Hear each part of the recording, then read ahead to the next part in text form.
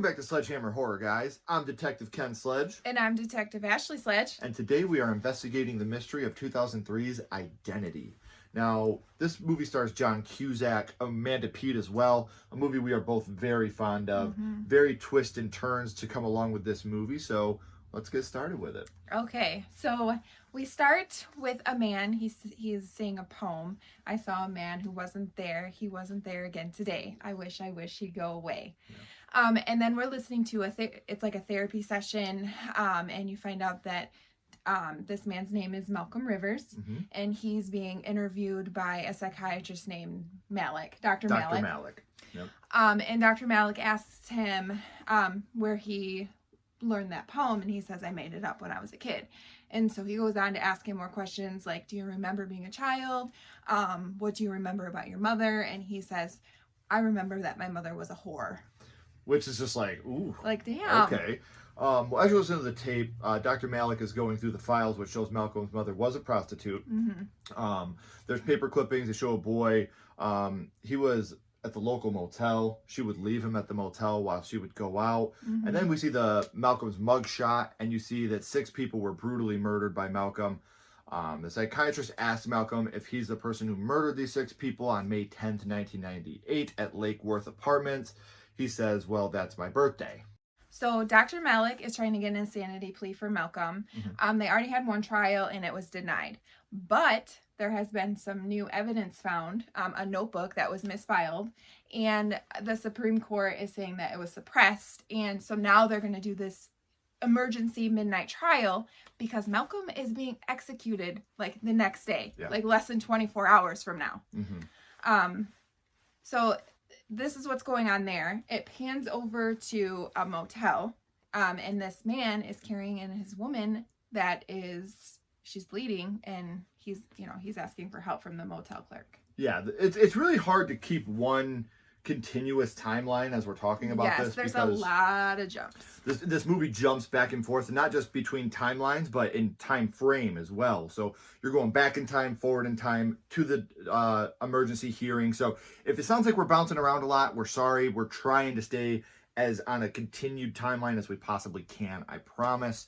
But like I said, this is where you get a bunch of jumps, and it jumps back, and you see that they were driving, and all of a sudden they got a flat tire. They hit a high heel shoe that was in the middle of the road. Well, there was this woman she was looking for a lighter in her car, and she realized that she was seducing a man. She's a prostitute.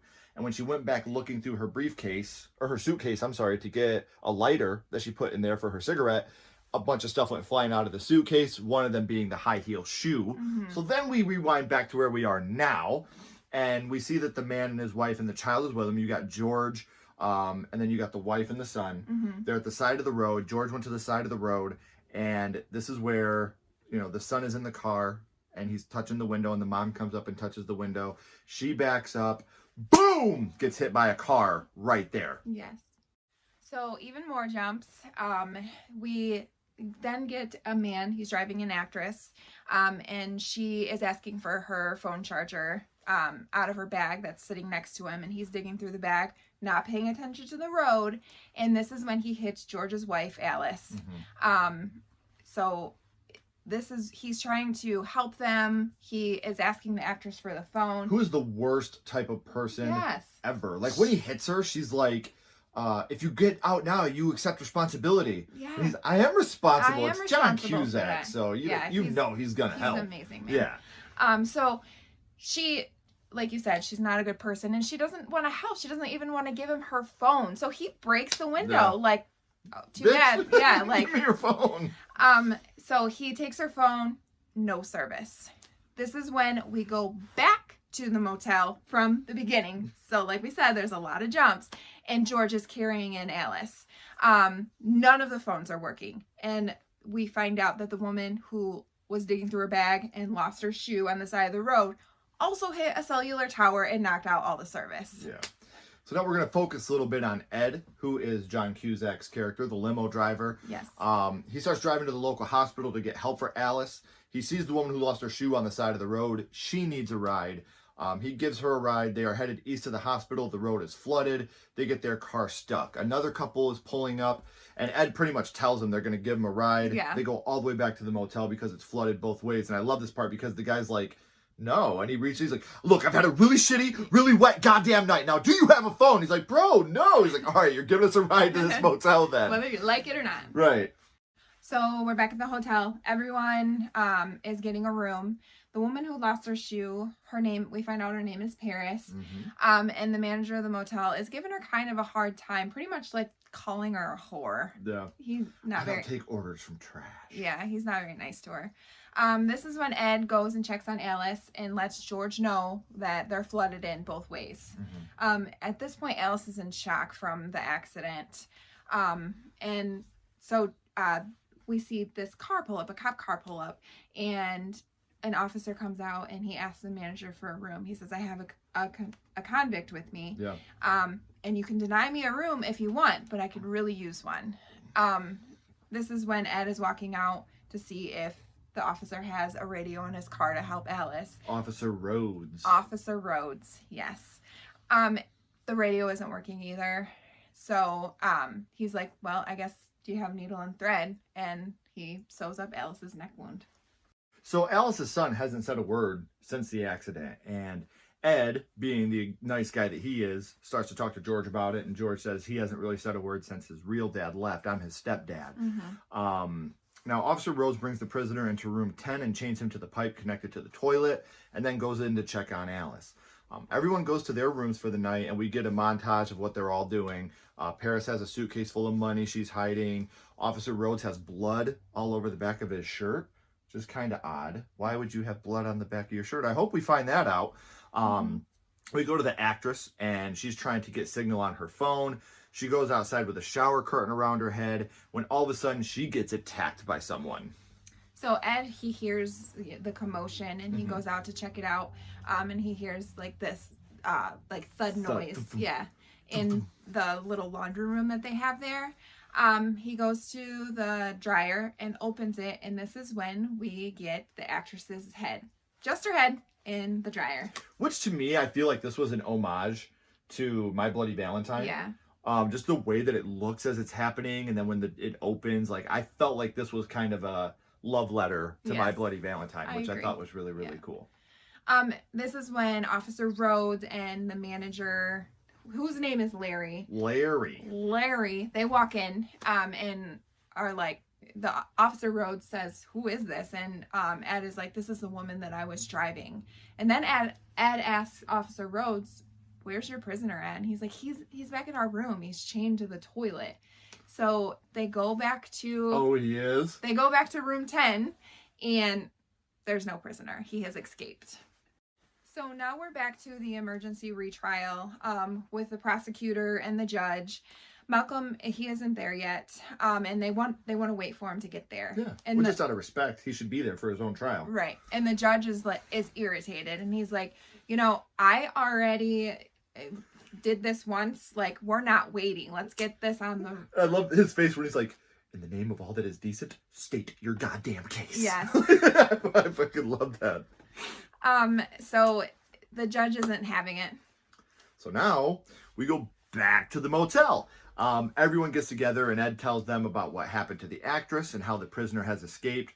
And Larry's just being a cocksucker at this point. Yeah. Like, don't worry, we have a cop here who let a convict escape. Like, just being a dick. The couple that picked up Ed and Paris, that's Ginny and Lou. Ginny is one of the most annoying characters in any movie. She's just kind of like a crybaby. Yes, yeah. Like she's so fucking annoying. I compare her to the lady in Maximum Overdrive. The one that, the younger lady that gets in the accident. Like, that's who she reminds me of. Like, she's an annoying character that you're like, shut the fuck up. Ginny is freaking out and says she doesn't want to stay. We also find out that Ed used to be a police officer. Ed and Rhodes wanted everyone to stay together while they go look for the prisoner. Ed asks Rhodes what is he in for, and Rhodes says double homicide. So now we know this is a bad dude. Right. That's out there on the loose. Ginny's in the lounge, still freaking out. Mm-hmm. Tells Lou that they need to leave. She wants to go. She starts to go back to their motel room. Lou's trying to stop her. She says, "You don't own me." He says, "Well, I own part of you, at least, half of what's inside of you." So obviously she's pregnant. Right.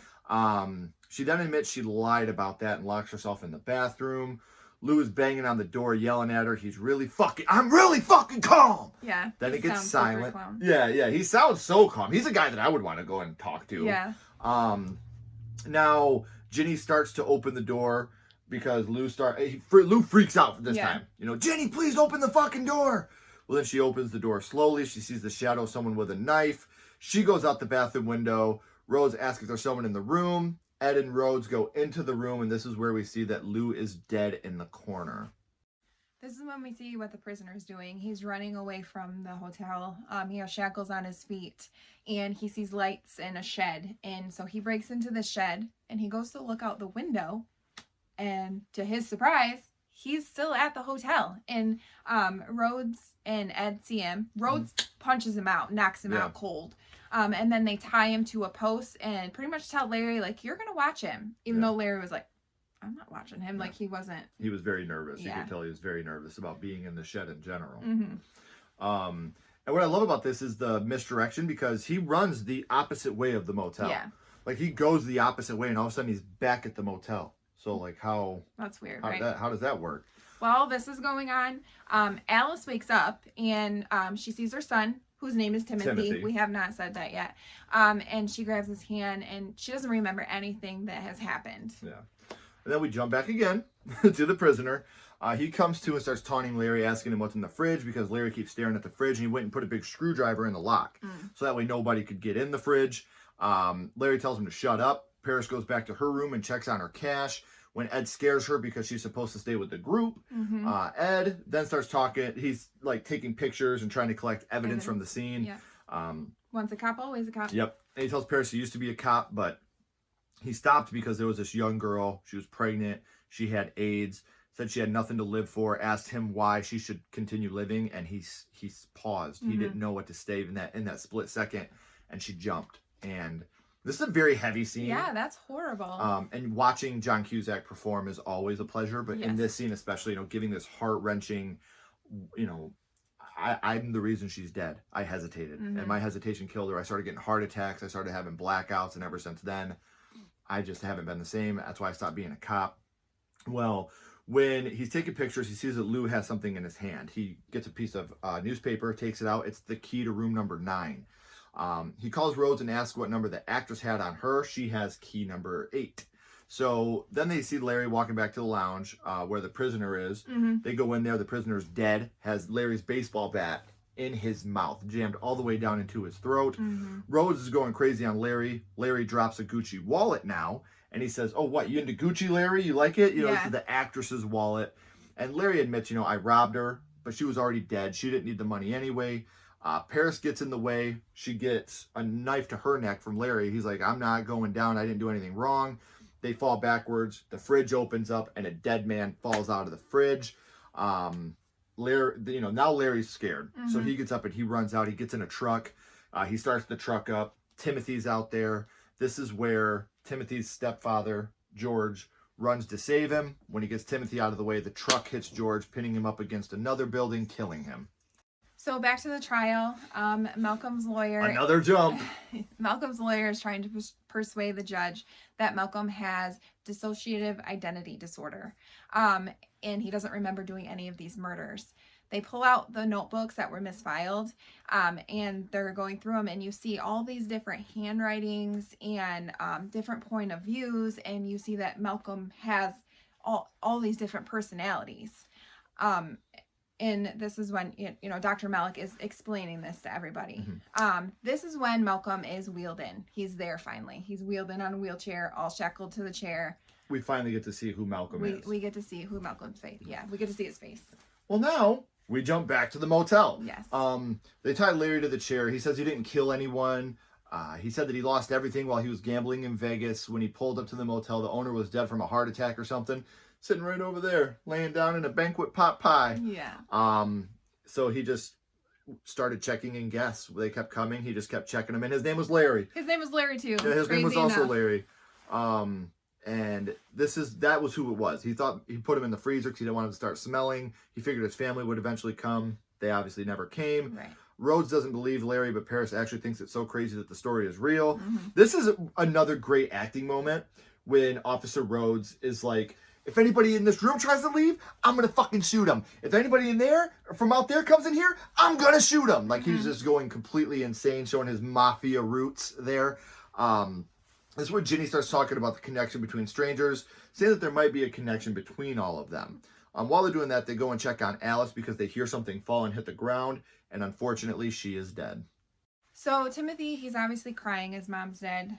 Yeah. And then they look on the ground because they heard something fall, and they pick up room key number 6, which is weird, and they're completely suspicious about it at this point. She got hit a long time ago. Yeah. Like, how could they have possibly known that she was going to be this part of the countdown? Right. So they're like, well, let's go see what number George has on him. So they go out and they pull the truck off of George, and George has number 7. This is when Ed tells Paris, Ginny, and Timothy that they need to get out of there. Yeah. Go get in Ginny's car and drive till the gas runs out. Drive both ways until until you can't drive anymore. So Ginny and Timothy go get in the car. Paris goes and grabs her money, and this is when Ginny's car blows up. Yeah. So Paris at this point is like, how is this possible? We watched, like with George, we watched him die. We know this was an accident. How does he have this room key on him? And now they start to go look at the bodies again. Everybody has just disappeared. There's no bodies in the car, which is impossible. The heat couldn't have got that hot to burn him up that quick, as Ed lets us know. Right. So now Paris starts just freaking out. What do you want from us? I'm turning 30 next week. I just want to go home to Florida and grow oranges. This is when Larry's like, my birthday's next week too. Then they all start going around the room. Yep. Me too. They find out everybody's birthday's on May 10th. Larry goes and starts pulling out all the old driver's licenses. May 10th, May 10th, May fucking 10th. Everybody has the same birthday. They also realize that everybody is named after a place or a state. You got Ed York, Rhodes, Rhode Island, Paris. Everybody is in some way named after a state or a country or a town. Now Ed starts saying his poem. He's getting a headache. He's about to have one of his blackouts. I saw a man who wasn't there when I was going up the stairs. This is when he hears a voice. It's Dr. Malik asking him who he's speaking to. We are back at the private court session, but it's Ed that's there in Malcolm's wheelchair. So Dr. Malik asks him again, who am I speaking to? And Ed says, it's me, Doc. And Dr. Malik says, Edward? And he asks Edward, where have you been? And Edward goes on to tell him that he was driving this actress and that they got stuck at a motel and all these murders started happening. And then Dr. Malik shows Ed a picture of Malcolm. And he says, do you know this man? And Ed's like, I don't know this man. And he goes on to tell him that when a child's mind is, fractured, when he goes through intense trauma, that a child's mind can fracture, causing this child to have a bunch of different personalities. And Ed's like, why are you telling me this? Because you, Edward, are one of his personalities. That's a twist. That's very twisty. So at this point, Ed's like, what? Yes. Come on. So they hand him a mirror. He looks in the mirror, and this is where you see the face of Malcolm. And we have another freak out,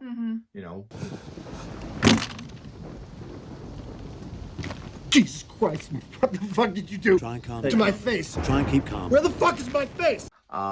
So why am I tied up? He's super freaking out at this point. And they tell him, you aren't real. You're a part of his imagination. And those personalities that are in there with you tonight are dying. The bad personality is one of those personalities. The one that did this, that's going to kill Malcolm, cannot survive this. So now John Cusack kind of knows my job is just to take the killer out. So now we're back at the motel, and like you said, Edward knows what he has to do. Paris is going through Rhodes's cop car, and she sees this file, and actually Rhodes is a convict also. Yes. Yeah. So she finds the dead cop in the trunk. She's trying to get Larry and Ed's attention without Rhodes hearing.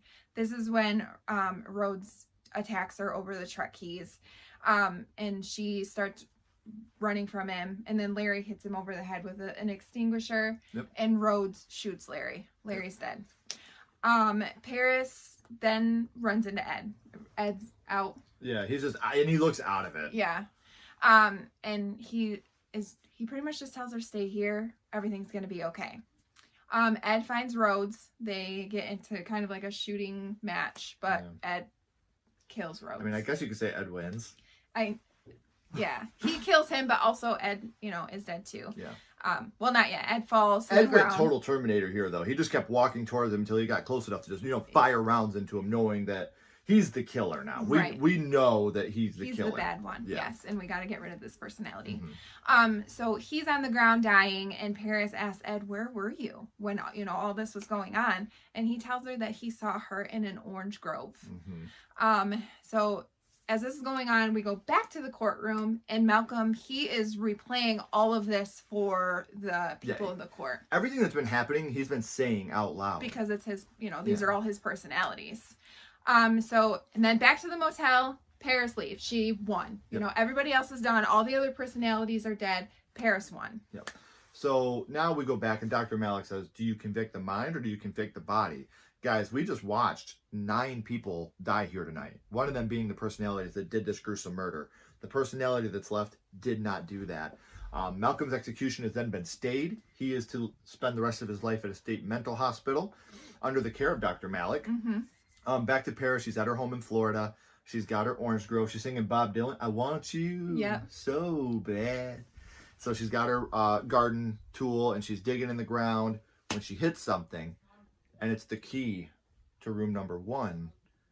But what? I thought the killer was dead. Mm-hmm. So now we go back to a montage and see that we watch everybody that's been killed. And this is where we see little Timothy with the garden rake. Yep. And he tells her straight up, whores don't get a second chance. And this is where Timothy kills her. And back in reality, Malcolm jumps and starts strangling Dr. Malik. Didn't see it coming, did ya? And the movie ends with the poem. As I was going up the stairs, I saw a man who wasn't there. So the killer did survive.